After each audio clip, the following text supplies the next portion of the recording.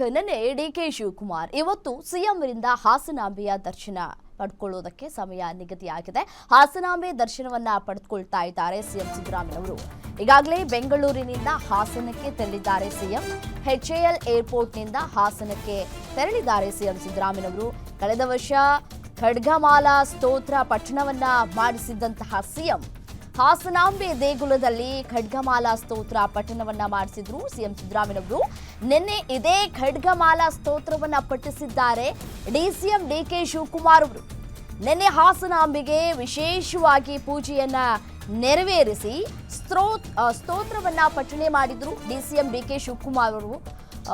ಆಂತರಿಕ ಮತ್ತು ಬಾಹ್ಯ ಅಡೆತಡೆ ಕತ್ತರಿಸುವುದಕ್ಕೆ ಖಡ್ಗಮಾಲಾ ಸ್ತೋತ್ರವನ್ನ ಪಠಣ ಮಾಡ್ತಾರೆ. ಇನ್ನು ಕಳೆದ ವರ್ಷ ಅಂದ್ರೆ ಹೋದ ವರ್ಷ ಸಿಎಂ ಸಿದ್ದರಾಮಯ್ಯನವರು ಮಾಡಿಸಿದ್ರು. ಈಗ ಅದನ್ನೇ ಡಿಕೆ ಶಿವಕುಮಾರ್ ಅವರು ಮಾಡಿಸಿದ್ದಾರೆ. ಮತ್ತೆ ನಿನ್ನೆ ಪವಾಡ ಎಂಬಂತೆ ಹಾಸನಾಂಬೆ ದೇವಿಯ ದರ್ಶನ ಪಡೆದುಕೊಳ್ಳುವಂತಹ ಸಂದರ್ಭದಲ್ಲಿ ಹೂ ಕೊಟ್ಟಿದೆ. ಹಾಸನಾಂಬೆ ದೇವಿ ಹೂ ಕೊಟ್ಟಿದ್ದಾಳೆ.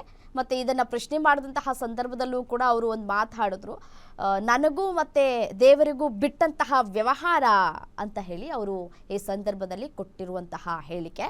ಮತ್ತೆ ಇನ್ನೊಂದು ಕರೆಕ್ಷನ್ ಏನಪ್ಪಾ ಅಂತಂದ್ರೆ, ದೇವರಿಗೂ ಮತ್ತೆ ನಮಗೂ ವ್ಯವಹಾರ ಇರೋದಿಲ್ಲ, ಅದೊಂದು ಅವಿನಾಭಾವ ಸಂಬಂಧ ಇರುತ್ತೆ, ಅದನ್ನು ಕರೆಕ್ಟ್ ಮಾಡ್ಕೋಬೇಕು.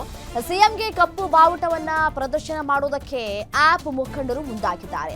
ಹಾಸನದಲ್ಲಿ ಆಪ್ ಮುಖಂಡರನ್ನ ವಶಕ್ಕೆ ಪಡೆದುಕೊಂಡಿದ್ದಾರೆ ಪೊಲೀಸ್ನವರು. ಹಾಸನಾಂಬೆ ದರ್ಶನೋತ್ಸವ ವೇಳೆ ಸ್ಥಳೀಯರ ಕಡೆಗಣನೆ ಆರೋಪ ಕೇಳಿಬರ್ತಾ ಇದೆ. ಜಿಲ್ಲಾಡಳಿತದ ವಿರುದ್ಧ ಆಕ್ರೋಶವನ್ನ ಹೊರಹಾಕಿದ್ದಾರೆ ಆಪ್ನ ನಾಯಕರು. ಕಪ್ಪು ಬಾವುಟ ಪ್ರದರ್ಶನದ ಎಚ್ಚರಿಕೆಯನ್ನ ನೀಡಿದಂತಹ ಯೋಗೇಶ ಪೊಲೀಸ್ ಅವರ ವಶಕ್ಕೆ ಸಿಕ್ಕಿದ್ದಾರೆ. ಇದೀಗ ಸಿಎಂ ಸಿದ್ದರಾಮಯ್ಯನವರು ಹಾಸನಾಂಬಾ ದೇವಿಯ ದರ್ಶನಕ್ಕೆ ಅಂತ ಹೇಳಿ ಹೋಗ್ತಾ ಇದ್ದಾರೆ. ಅವರು ಹಾಸನಕ್ಕೆ ಬರ್ತಾ ಇದ್ದಂತೆಯೇ ಆಪ್ನ ನಾಯಕರು ಕಪ್ಪು ಬಾವುಟವನ್ನ ಪ್ರದರ್ಶನ ಮಾಡಬೇಕು ಅಂತ ಹೇಳಿ ತಯಾರಿಯನ್ನ ಮಾಡ್ಕೊಳ್ತಾ ಇದ್ರು. ಇದೀಗ ಆಪ್ನ ನಾಯಕ ಅಂದ್ರೆ ಮುಖಂಡನಿಗೆ ವಶಕ್ಕೆ ಪಡೆದುಕೊಂಡಿರುವಂತಹ ಕೆಲಸ ಆಗಿದೆ. ಯೋಗೇಶ್ರನ್ನ ಇದೀಗ ಪೊಲೀಸರು ವಶಕ್ಕೆ ಪಡೆದುಕೊಂಡಿದ್ದಾರೆ.